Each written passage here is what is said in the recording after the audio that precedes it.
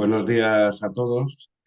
Como ha dicho Berto, pues esto es un trabajo que estamos realizando desde el grupo de Biopolítica y Sanidad de Profesionales por el Bien Común, porque nos pareció que era un tema fundamental para comprender el mundo actual, ¿no? Sobre todo intentar que supiéramos pues, las directrices que están gobernando hoy actualmente el planeta, ¿no? De dónde vienen, hacia dónde van y, por tanto, asumir nuestra responsabilidad profesional y política con el bien común.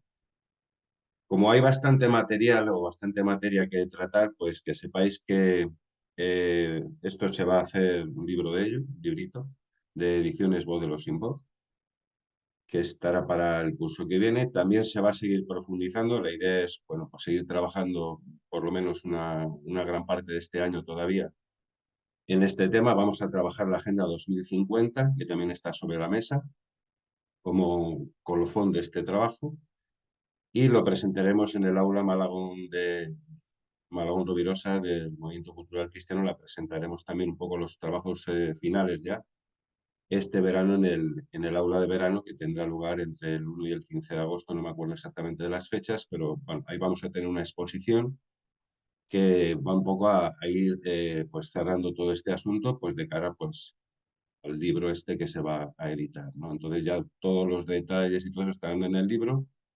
Pero la estructura nos falta una última parte, que es la Agenda 2050, que la estamos trabajando y que yo supongo que para el verano pues podremos ya poner algunos puntos encima de la mesa, ¿no? Porque yo creo que no termina en el 2030, el asunto este va más allá, ¿no? Bien, bueno, daros las gracias a todos por estar aquí y querer pues conocer este tema porque es clave para el futuro de la humanidad, ¿no?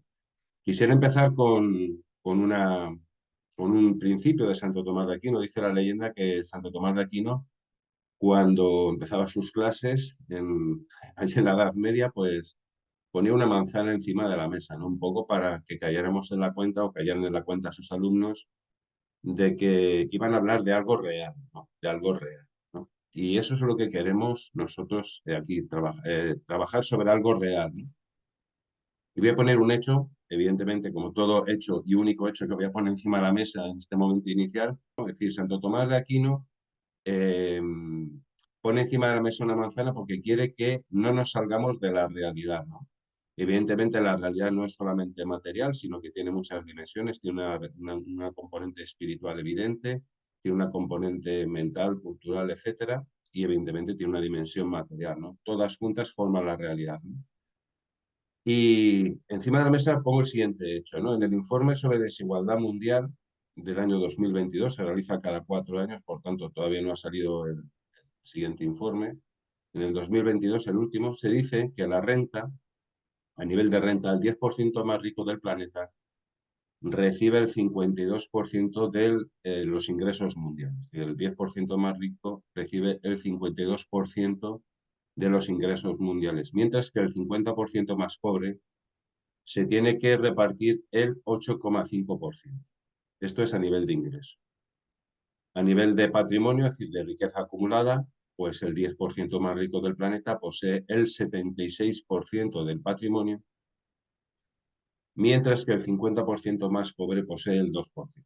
En el año 2022, después de 22 años de objetivos de desarrollo del milenio y después estamos hablando de 7 años ya de la Agenda 2030, pues la realidad a nivel económico y a nivel de pobreza, de miseria, es esa que acabo de decir. ¿Qué significa esto? Pues que evidentemente el objetivo fundamental con el que nació esta agenda, después se ha ido, lógicamente, poniendo encima de la mesa otra serie de cosas, y vamos a ver cuál es la realidad también del asunto, es decir, si realmente este era el objetivo, acabar con la pobreza y con el hambre del mundo, si realmente era el objetivo de esta agenda, ¿no? Nosotros vamos a sostener la tesis de que no era el objetivo fundamental. Y evidentemente esto está demostrado porque todos los gobiernos del mundo, todas las empresas del mundo, todas las organizaciones y fundaciones del mundo que se han coordinado desde el año 2000, por lo menos, hasta el año 2024-2022, no han conseguido no solamente reducir el hambre, sino todo lo que... ¿eh? Lo cual demuestra que el objetivo real de la agenda posiblemente sea otro, ¿no? Y ese es el que intentamos un poco descubrir. En el análisis que vamos a hacer es muy importante tener en cuenta el análisis institucional. En esto queremos un poco seguir el consejo de Chomsky, ¿no? Que nos decía hace muchos años que cuando la realidad es compleja de estudiar y es en gran parte incierta, ¿no? Y que bueno, pues tiene muchas aristas que tenemos que comprender, el análisis institucional es fundamental. ¿Por qué? Porque alguna institución es algo que se pone en marcha para conseguir objetivos a medio y largo plazo. Por tanto, una institución y todas sus repercusiones normalmente se hacen con una perspectiva de largo plazo. Y lógicamente, cuando uno analiza la estructura institucional del mundo, pues descubre pues cuáles son las dinámicas reales que están detrás, ¿no? No son opiniones, sino que una institución, como pueden ser Naciones Unidas, o como puede ser el Global Compact, o como puede ser el Foro Económico Mundial, cuando se generan porque se quieren conseguir unos objetivos a largo y medio plazo, ¿no? Entonces, cuando una institución de esa manera pues, ya se ha consolidado en el tiempo, pues vemos qué fuerzas, qué elementos, qué filosofía, qué objetivos, qué estrategias están configurando a esa institución, ¿no?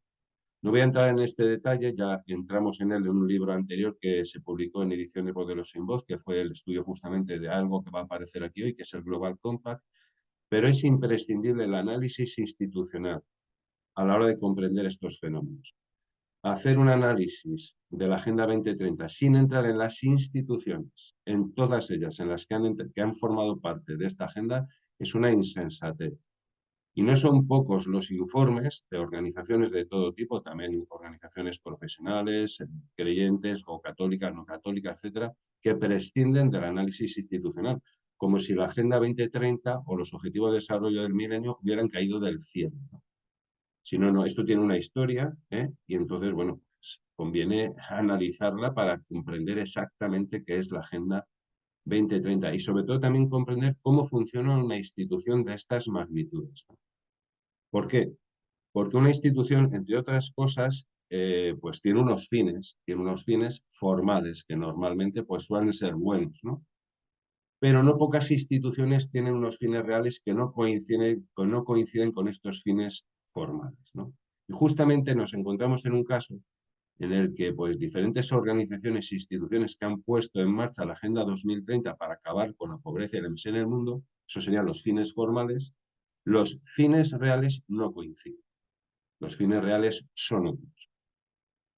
Y cuando hay una separación entre los fines reales y los fines formales de una institución, pues lógicamente hay que organizar lo que se llama todo un desconocimiento, toda una mentira que intente camuflar justamente esa disonancia entre los fines reales de una institución, como en este caso puede ser Naciones Unidas quiere acabar con el hambre, y los fines reales en el que no se está trabajando en esa dirección, sino justo en la contraria, ¿eh? Y entonces hay que organizar todo un aparato ideológico para ocultar justamente esa separación lógicamente perversa, ¿no?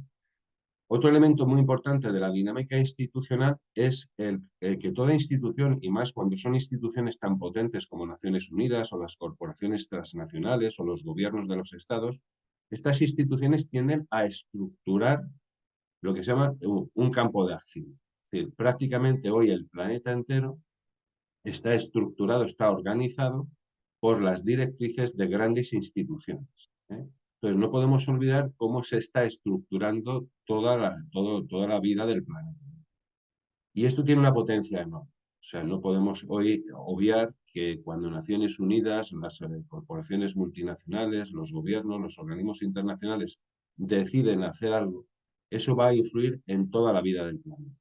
Y lo hace de una manera directa, pero también de una manera indirecta, de tal manera que cuando una institución estructura un campo de acción, las personas, aunque no seamos conscientes de esa estructuración, dejamos de hacer unas cosas y hacemos otras, ¿eh?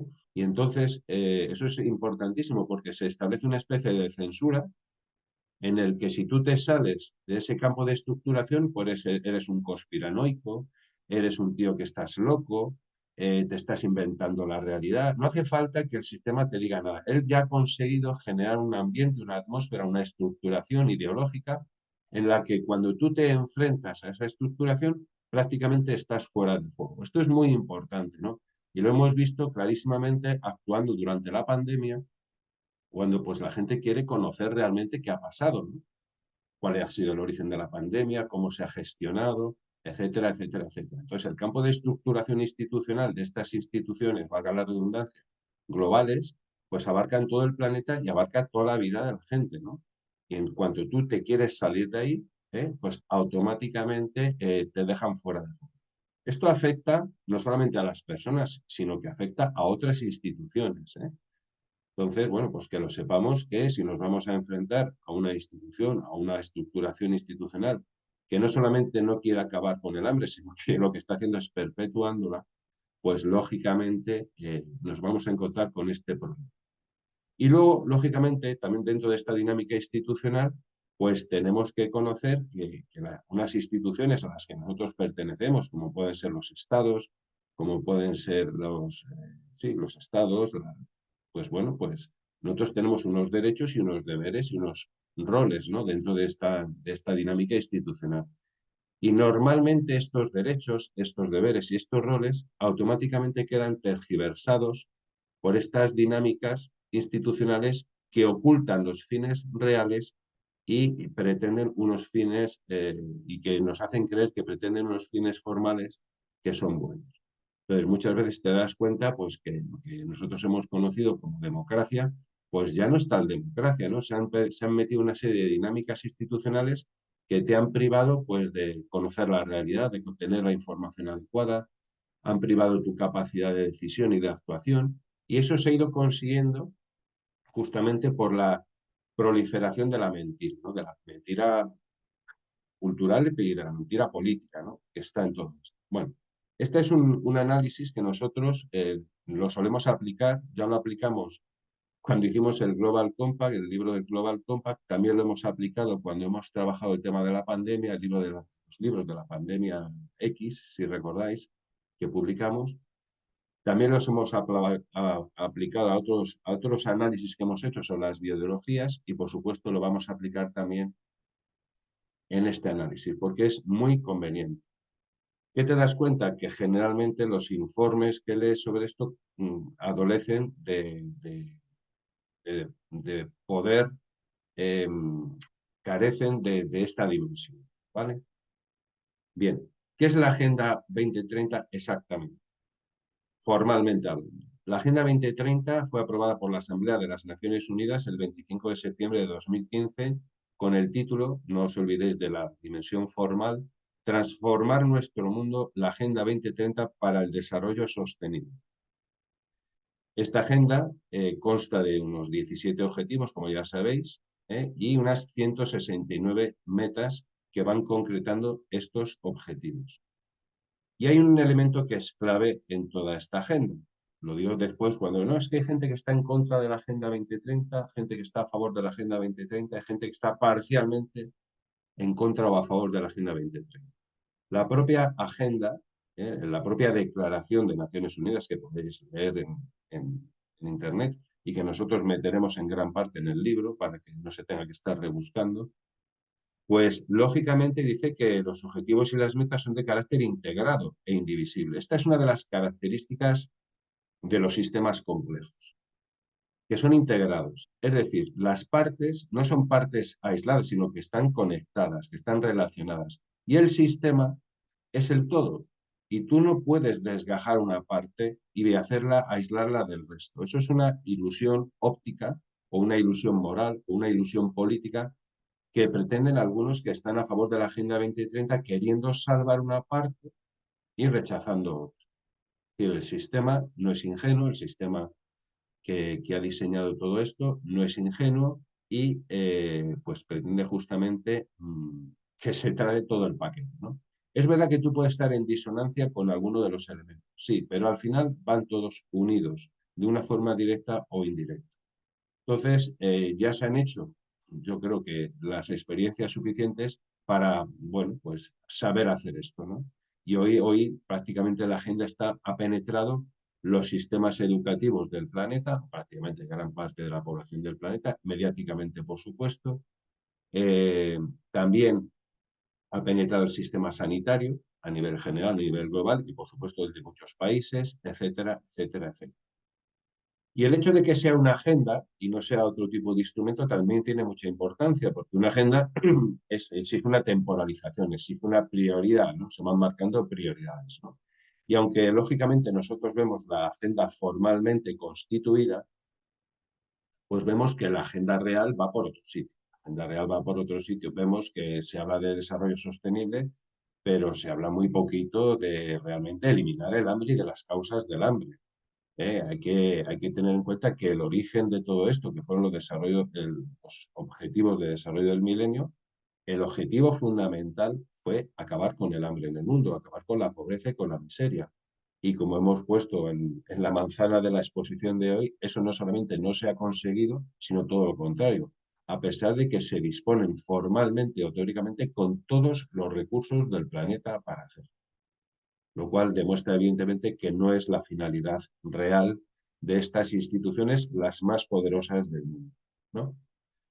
Bueno, pues esta agenda se constituyó a partir de una serie, y es lo que vamos a intentar también hacer, ver un poco la historia del capitalismo en el siglo XX para poder entender esto bien, ¿no? Entonces vemos que a finales de cuando cae el comunismo soviético, pues lógicamente se produce una transformación de la perspectiva mundial muy evidente, ¿no? Es decir, el neocapitalismo, de la mano de Estados Unidos fundamentalmente y de las corporaciones transnacionales, se encuentran con el panorama despejado, ¿no? Por decirlo de alguna manera. Entonces, se trata de organizar la globalización, vamos a llamarla así, la globalización del planeta, ¿no? Ya no hay un opositor, por lo menos formal, que era el comunismo soviético, puesto que ha sido derrotado, comunismo soviético que para nosotros es puro capitalismo de Estado, no es sustantivamente diferente del capitalismo de corte occidental en lo que es la esencia del capitalismo, ha sido derrotado, queda un comunismo chino al que se le va a otorgar un papel de ser la fábrica del mundo, a ser la fábrica barata del mundo, no es la única fábrica del mundo, bueno, pues va a estar ahí fabricando para Occidente y para el resto del planeta todo lo que se pueda fabricar a costes bajísimos. El comunismo soviético derrotado, entonces Occidente se dedica, sobre todo las corporaciones transnacionales que ya habían estado empezando a penetrar en Naciones Unidas, empiezan a querer organizar el planeta de una manera ya no solamente económica, que lo estaban haciendo, sino también política, ¿no? Política, cultural, moral, etc. Quieren pues toda la organización de la globalización.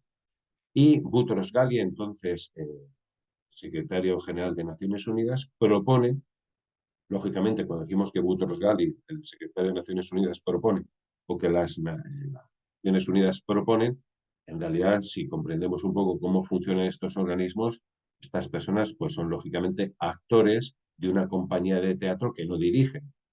Y entonces, lógicamente, cuando Boutros Ghali dice que va a hacer algo, pues eso ya le ha venido sugerido de otros ámbitos más poderosos, como pueden ser pues todos los organismos de coordinación de las multinacionales y de las transnacionales que se generaron a partir de la Segunda Guerra Mundial, ¿no? Pues bien, formalmente, insisto, en el análisis formal, Boutros Ghali propone una serie de conferencias de todo tipo que van intentando establecer los principios que rijan la globalización a todos los niveles, ¿eh?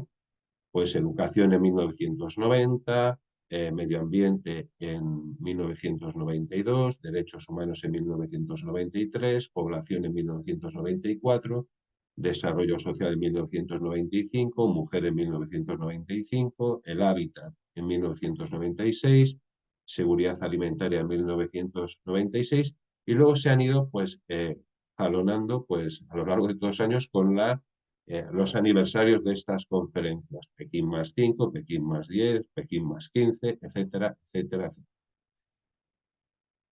Estratégicamente, todos estos conferencias fueron poniendo una serie de principios que después, de alguna manera, eclosionan a principios del siglo XXI con los objetivos de desarrollo del milenio y posteriormente, que eran 8, se da un paso más con los objetivos de desarrollo sostenible que se hacen en el 2003.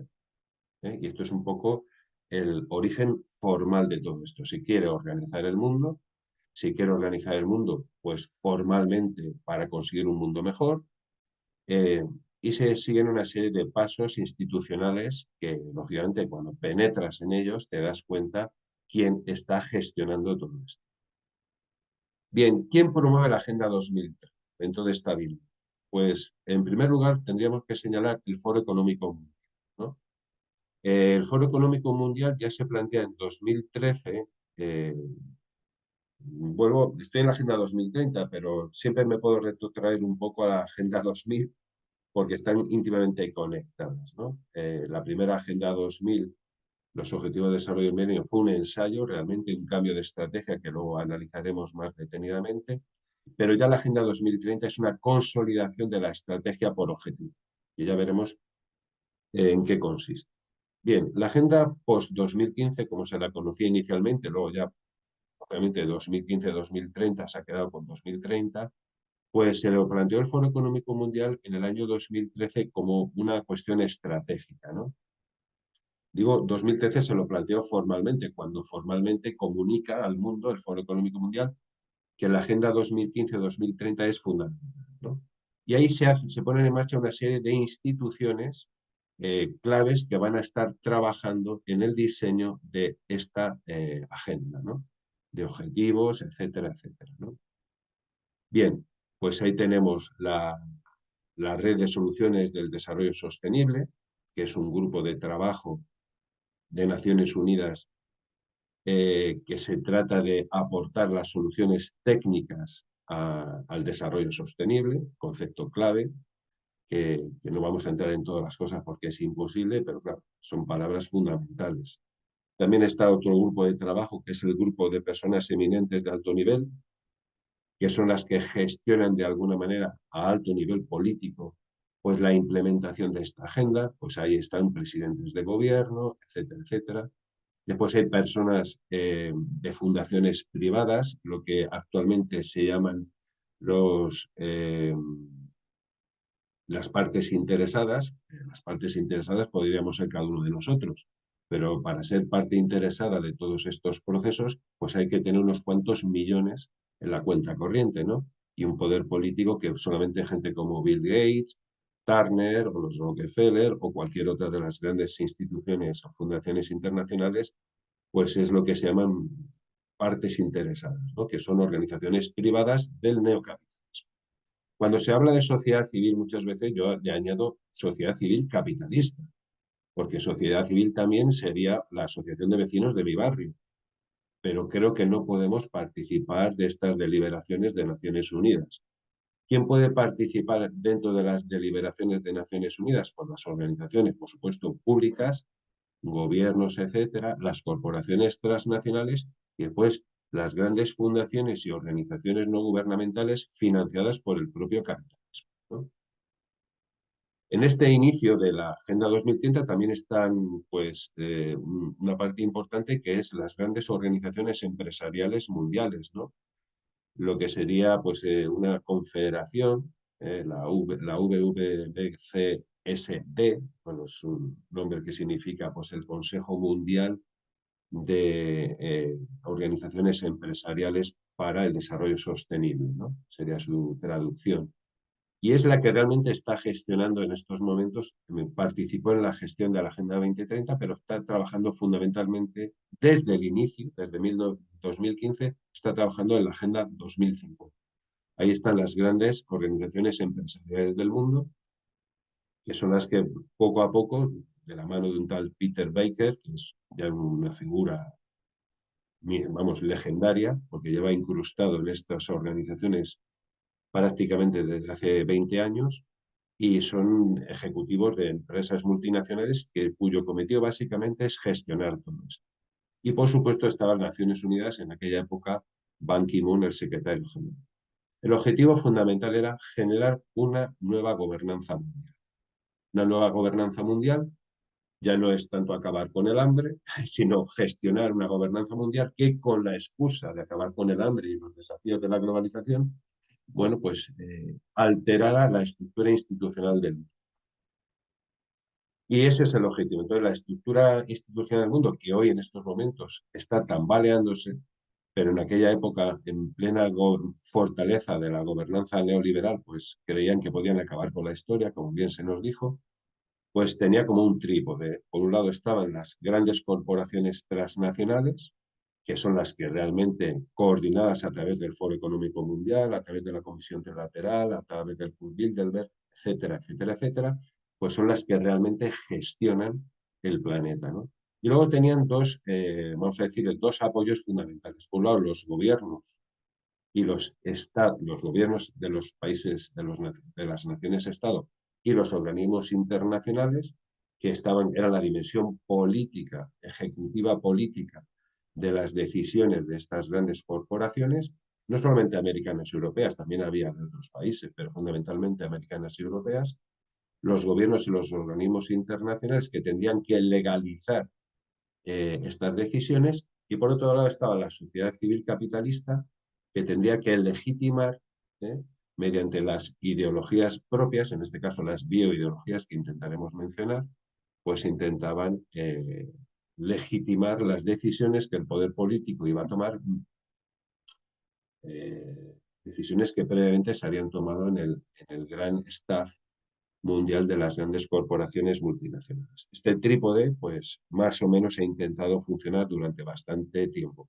Y nunca hay que olvidar que en el neocapitalismo hay un componente mafioso que es muy importante, ¿eh? que lubrica el subsuelo del capitalismo. Las mafias internacionales de todo tipo, el mundo de la droga, de la trata, lo que os podéis imaginar, todo lo que está en ese submundo, bueno, la red oscura y profunda, etcétera, todo ese mundo, ese subsuelo existe. Y existe y tiene mucho poder y maneja una cantidad de dinero impresionante, ¿no? Y el propio sistema lo deja funcionar perfectamente, porque de alguna manera estructura también la realidad. Hay zonas del planeta donde ni las corporaciones multinacionales, ni los estados, ni la sociedad civil existe. En cambio, la realidad funciona. Y ahí fundamentalmente son las grandes mafias las que tienen su campo de actuación, ¿no? Aunque permanente, están actuando en todo el mundo, ¿no? Y no hay que olvidar nunca la red de paraísos fiscales que permanentemente está blanqueando el dinero de todas estas organizaciones, ¿no? Incluidas las legales, ¿no? Bueno, este es un poco la estructura institucional. Esta estructura institucional, que sobre todo empieza a actuar en la Agenda 2030 de una manera explícita a partir del año 2009-2010, tiene un antecedente, que es el Global Compact. El Global Compact fue un paso institucional en el año 1999-2000, en el que las corporaciones transnacionales tomaron al asalto el sistema de Naciones Unidas. Y digo que tomaron al asalto porque, aunque siempre han tenido una gran influencia en todos los organismos internacionales, y eso es indiscutible, pues lo hacían un poco desde fuera, ¿no? De alguna manera, de manera indirecta, ¿no? Pero ya en el año 1999, cuando ya se vio que todo el sistema de cumbres internacionales era demasiado lento para organizar el planeta, y mira, aquí nos tenemos que meter directamente nosotros, las grandes empresas multinacionales, el poder económico, nos tenemos que meter a gestionar el planeta directamente. Y el paso que se da es el Global Compact, que es una organización básicamente empresarial que pretende y consigue penetrar en el sistema de Naciones Unidas, implantando una cosa que a todo el mundo le suena muy bien, que es la responsabilidad social corporativa, con el que millones de personas de buena voluntad están siendo engañadas en el mundo, pero con el que el poder económico ha organizado una base de ONGs, de fundaciones, que está en el poder político internacional de Naciones Unidas de manera directa, implementando sus objetivos. El Global Compact es el paso necesario para que la estrategia de objetivos que se pone en marcha en el año 2000 y después en el año 2015 pueda funcionar de manera armónica, ¿no? Es decir, las multinacionales penetran de manera legal, es decir, y abierta en el sistema de Naciones Unidas, entre otras cosas para legalizar el protagonismo del capitalismo como gestor del planeta. Hasta entonces, debido lógicamente a la Guerra Fría, y también es verdad que durante los años 90 había una especie de transición, pues las multinacionales pues tenían una mala imagen en gran parte del planeta, pues porque habían participado en todo el neocolonialismo propio posterior a la Segunda Guerra Mundial. Eso era conocido y tal.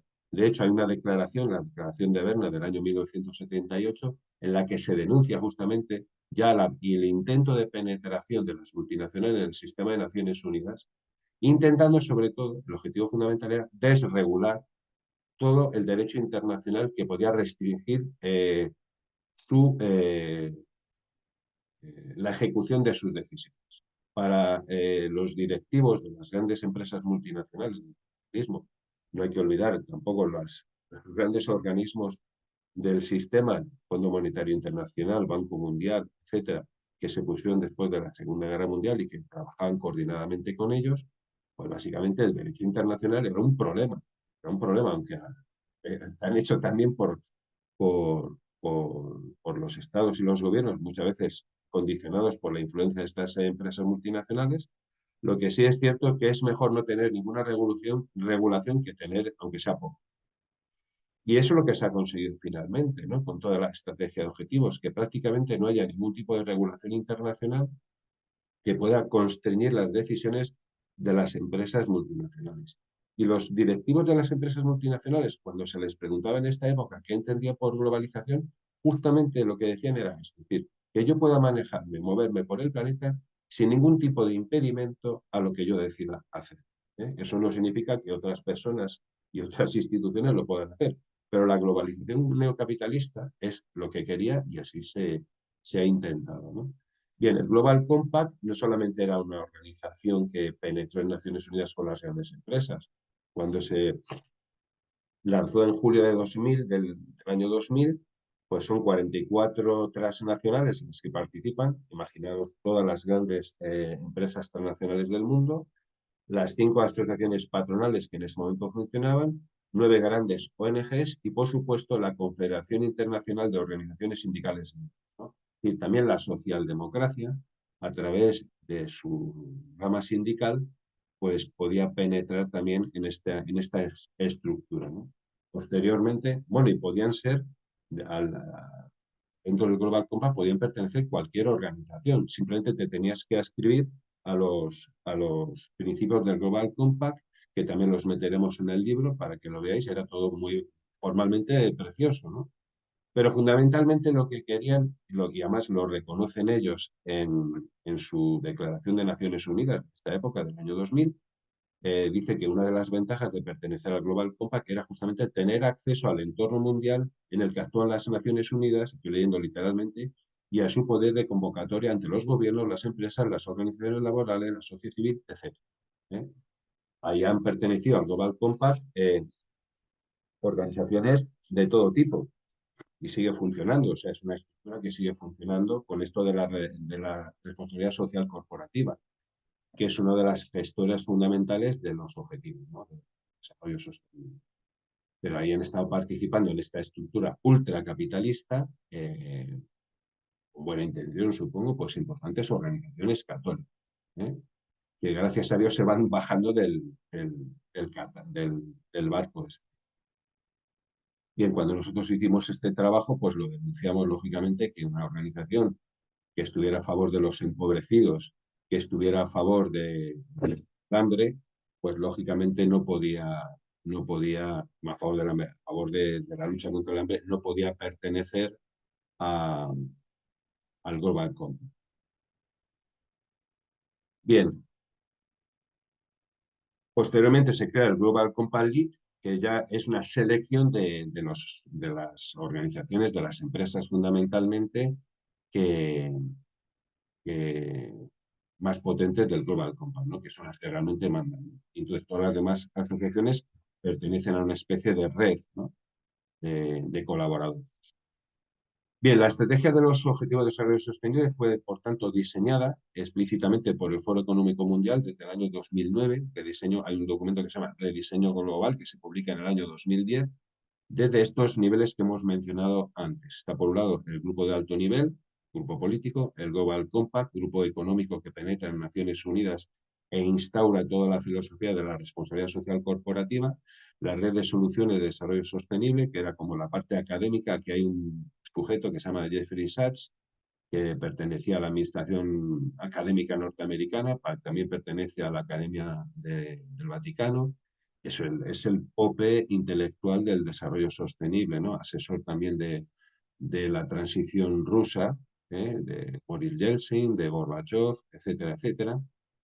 Un hombre desde el punto de vista, vamos a decirle, intelectual agradable. Es decir, no es un hombre que, pues bueno, que ha sido un gestor importante de toda esta política del desarrollo sostenible, ¿no? Y que, bueno, pues tiene su presencia en el Vaticano y tiene presencia en muchas, ¿no? Y que, bueno, hay que tenerla en cuenta, ¿no?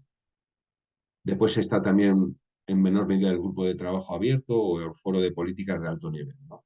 Lo que se consigue fundamentalmente es un gran solapamiento de miembros, ¿no? Muchos miembros pertenecen a todos los comités, ¿no? Al grupo de alto nivel, al Global Compact, a la red de soluciones de desarrollo sostenible, etcétera. Entonces, al final, la influencia es múltiple, ¿no? Tú estás en 5 ámbitos y vas diciendo lo mismo, influyendo lo mismo, y la mayoría de los componentes de estos foros son directivos expresamente dedicados al diseño de todo esto. El grupo de alto nivel fue establecido en el año 2012 por Ban Ki-moon. Ahí está Paul Polman de Unilever, de esta gran empresa multinacional, y sigue estando, que es el que realmente elabora el informe del grupo de alto nivel de la red de 2030, ¿no? En él se consulta a 250 ejecutivos de grandes empresas de más de 30 países, ¿no? También en el año 2012 el Foro Económico Mundial hace el diseño entre el año 2009 y el 2013 aproximadamente, ¿no? Y después ya se va ejecutando. Luego vas viendo los plazos y vas viendo, bueno, pues aquí se lanzó esto, pero vemos cómo se ejecuta aquí, ¿no? La red de soluciones de desarrollo sostenible fue establecida en el año 2012. Previamente se había diseñado en el Foro Económico Mundial, ¿no? En el año 2009 al 2012, 2013, ¿no? Por ahí se va haciendo todo ese diseño. El informe creo que se publica en eso, en los años 2011 o por ahí aproximadamente. Un informe donde todo esto, pues hay una temporalización, hay una financiación, etcétera, ¿no? Ahí, por ejemplo, en este red de soluciones de desarrollo sostenible, que es la parte académica del tema, pues está Peter Baker, que es, que hemos dicho, del Consejo Mundial de Organizaciones Empresariales para el Desarrollo Sostenible, y Jeffrey Sachs, el que hemos dicho antes, o SAC, que es una pieza fundamental de lubricación eh, intelectual y política de todo esto. En el fondo es el neocapitalismo, bueno, en el fondo no, es el neocapitalismo en estado puro quien diseña y quien organiza la Agenda 2000 y 2015. ¿Eh? Lo que pasa es que hay una diferencia sustantiva. Mientras la Agenda 2000-2015 pues es un ensayo, realmente no tiene la potencia que ha tenido la agenda posterior, pero ahí se aprende bastante, se intenta poner en marcha toda la estructura eh, política del Global Compact y de todas las multinacionales en Naciones Unidas, y ya a partir del año 2015 prácticamente no hay oposición. Entonces, ¿qué es lo que se está ocultando? ¿Qué es lo que oculta esta? Prácticamente, cuando lees la declaración de 2015, dices, ¿cómo es posible que no haya ni una sola línea de análisis de por qué existe el hambre en el mundo? ¿Por qué existe la miseria en el mundo? Ni una sola línea. Todos son desafíos, todos son retos, todos son... Me parece que el mundo es una sorpresa que acabamos de descubrir, que es una desgracia. No, o sea, se prescinde del análisis causal, se prescinde de las responsabilidades políticas y económicas coloniales, neocoloniales, económicas, de todo el siglo XX, para a principios del siglo XX y después, en el año 2015, implementar toda una estrategia. Es una cosa que desde el punto de vista del sentido común es inverosímil. Claro, si tú no conoces la historia del capitalismo durante el siglo XX, pues la Agenda 2030 es una especie de marciano que cae en medio de la Tierra y no sabemos qué realmente es, ¿no? Entonces, convendría, no sé si me va a dar tiempo, pero sí convendría pues tener una revisión exhaustiva, vamos, exhaustiva me refiero, por lo menos una línea del tiempo de cómo se ha ido desarrollando el capitalismo a lo largo del siglo XX para entender perfectamente que el hambre en el mundo existe porque hay una organización institucional, empresarial, económica del planeta, para que una minoría del planeta, de la que muchas veces nos hemos beneficiado los que vivimos en los países ricos, vivamos a costa del hambre, la miseria, la guerra de los países empobrecidos del mundo, que eran los países que previamente habían estado colonizados por las grandes potencias europeas y que después de la Segunda Guerra Mundial, pues esa colonización pues es sustituida por otra colonización diferente, pero que es la que ha hecho posible que, que el sistema pues esté organizado de esta manera. De eso no se dice absolutamente nada. Y toda esta estrategia que se desarrolla a finales del siglo XX y principios del siglo XXI, lo que intenta precisamente ocultar es el trasfondo económico, político e ideológico de todo este sistema. Que ya podemos decir que lo podemos separar de su dimensión formal de que se quiere acabar con el hambre, con la miseria en el mundo, y realmente lo que se quiere hacer es un desarrollo sostenible del capitalismo, del neocapitalismo. Prescindir de esa historia, yo aquí la vamos a meter en el libro porque nos parece muy importante, tiene algunos hitos fundamentales que por lo menos los quiero mencionar.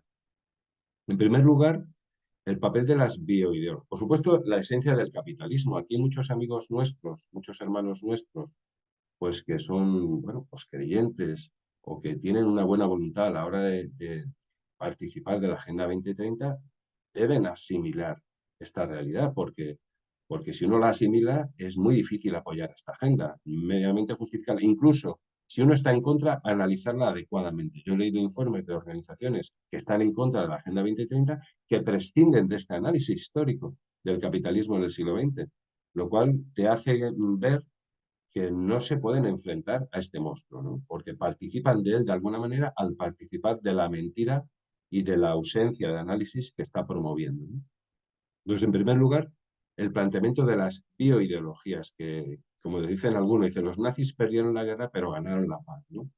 Tanto la ideología de género como la ideología de la salud, como el ecocapitalismo, las tres grandes bioideologías que están generando, que están gestionando hoy ideológicamente la Agenda 2030, pues tienen su origen, de alguna manera, en esta Europa-América de principios del siglo XX, donde se justificó la eugenia, se justificó el aborto selectivo, se justificaron los genocidios, etcétera, etcétera, etcétera. Es verdad que los nazis perdieron la guerra, pero ganaron la paz, porque su filosofía de biopolítica, de alguna manera, es la que se ha venido implantando, lógicamente, de manera disimulada, ¿no? De hecho, hoy la eutanasia, la eugenesia, el aborto, por supuesto, son formas, expresiones dramáticas de este control de población que es clave en el capitalismo. No hay que olvidar que Estados Unidos, al finalizar la Segunda Guerra Mundial, con el 6% de la población mundial, controla el 50% directa o indirectamente de la riqueza del planeta. Entonces, ese papel de las ideologías no es de ahora, viene sobre todo de finales de la Segunda Guerra Mundial, y lo que va haciendo va permitiendo una fusión difícil a veces de ver, pero si analizas de nuevo el análisis institucional, entiendes las cosas, ¿no? Hay una fusión entre el capitalismo, que se va reformulando muy dinámicamente, y el neomarxismo que surge después de la Segunda Guerra Mundial. Hay una fusión. Hay mucha gente que dice, no, esto es un problema del neomarxista o del marxismo recalentado. No, no, no, hay una fusión de capitalismo que es predominante y que es hegemónico y que va cogiendo elementos del neomarxismo a través del siglo XX y va generando una nueva filosofía que es nueva, que es la que tenemos hoy en día, donde a veces nos podemos encontrar con aparentes contradicciones. Bueno, como hay partidos de izquierda que defienden eh, posturas que son al mismo tiempo defendidas por organizaciones ultracapitalistas. Hay una fusión, porque hay una fusión posmoderna de todas estas ideologías, ¿no?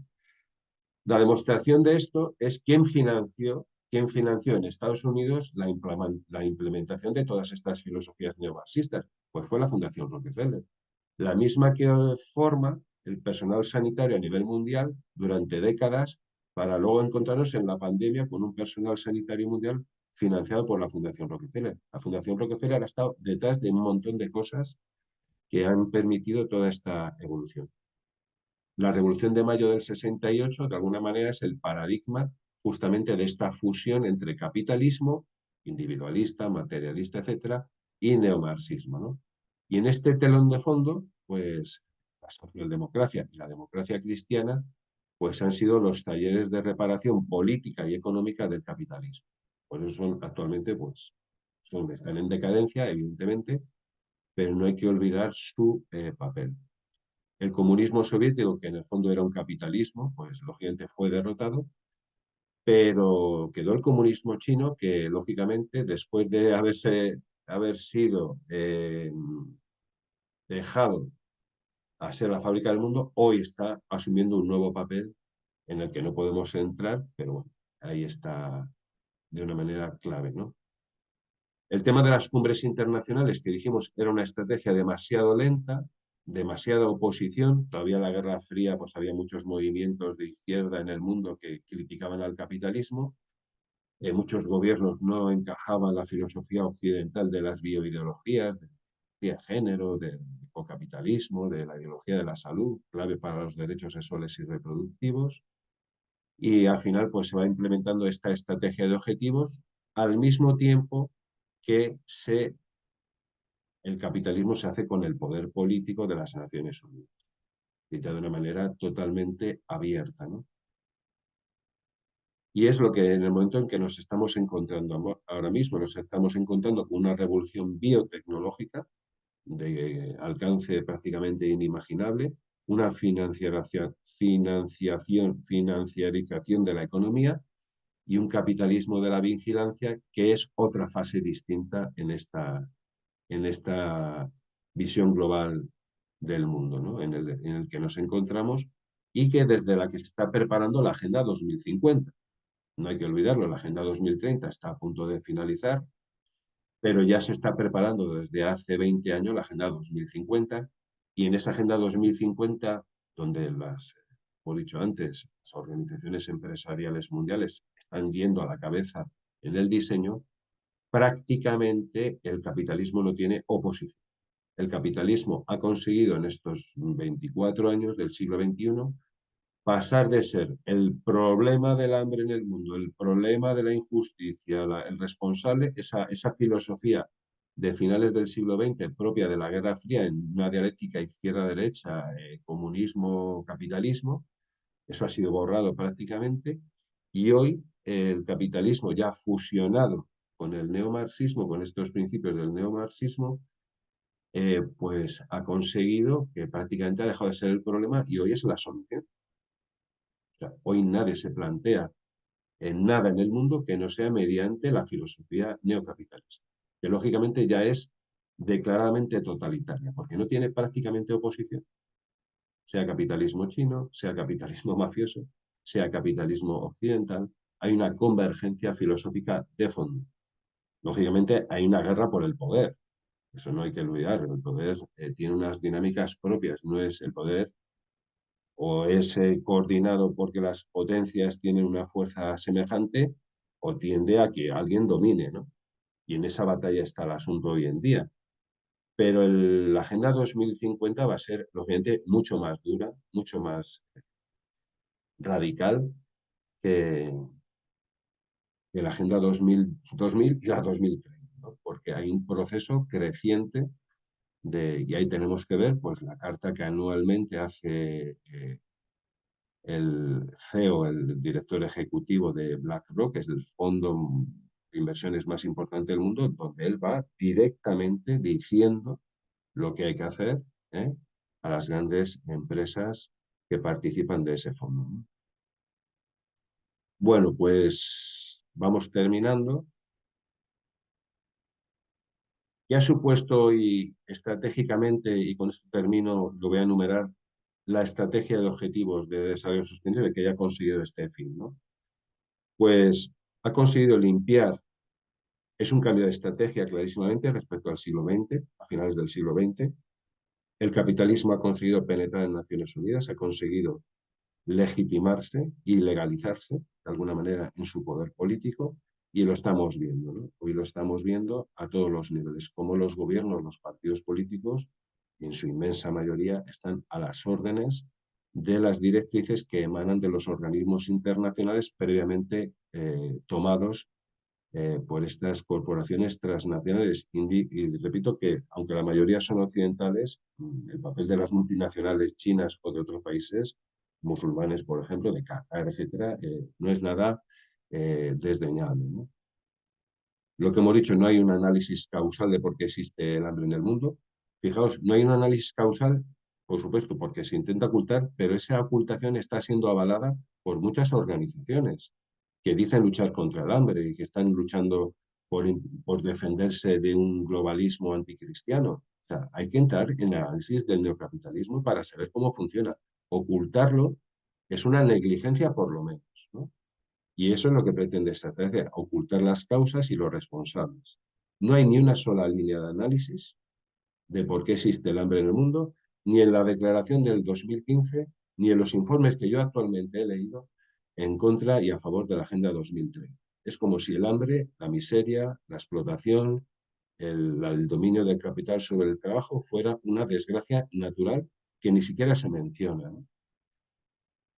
Estas organizaciones, Naciones Unidas, etcétera, etcétera, etcétera, foros de todo tipo, han planteado una disonancia cognitiva entre esa finalidad formal, que es aparentemente buena, luchar contra el hambre y la miseria, y la realidad. Y la realidad es que no solamente no están luchando contra el hambre, sino que están a favor del hambre. Hay que leer, menciono muy importante, el informe que hizo en el 2020 el relator de Naciones Unidas eh, sobre la pobreza en el mundo, Philip Alston, en el junio de 2020, en el que prácticamente acusa a los Objetivos de Desarrollo Sostenible de no solamente no luchar, sino de promover más el hambre y la miseria en el mundo.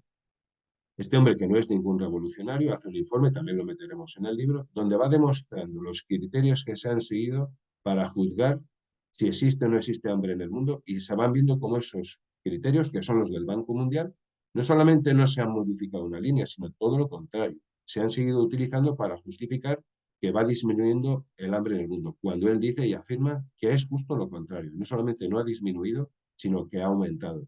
Y el informe de desigualdad global también ratifica este análisis. Lo pondremos también en el libro para que lo podáis leer.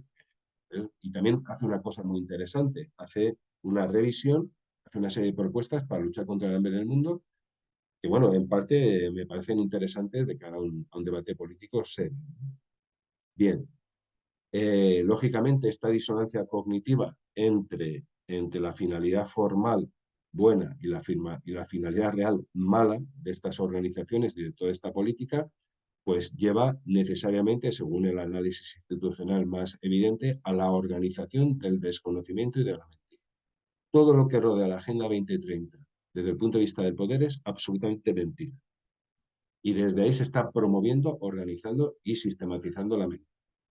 Y esto está llevando a que muchos derechos jurídicos se están vulnerando. Por ejemplo, nuestro presidente de gobierno hace un año o 2 años entregó dinero público español, entregó dinero público a la Fundación Bill Gates para justamente todo esto de la Agenda 2030, el cambio climático, etc. O sea, se están realmente saltando la ley, ¿eh?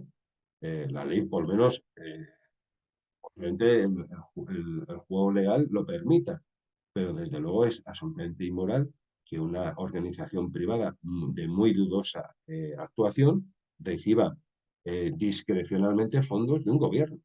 Y eso se está haciendo, ¿no? Por otro lado, el lenguaje es un lenguaje absolutamente tóxico de todas estas declaraciones.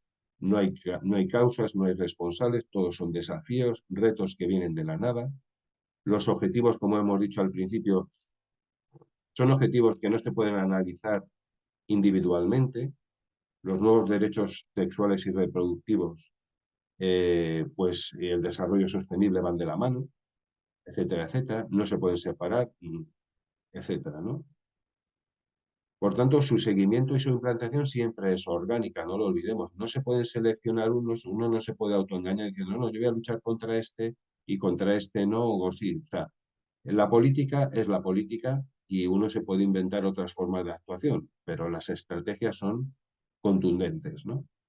Otra línea muy importante de toda esta estrategia de los objetivos es desacreditar a los estados-nación, desactivar los estados, sobre todo los estados empobrecidos, que están permanentemente siendo chantajeados por las directrices de los organismos internacionales, ¿no?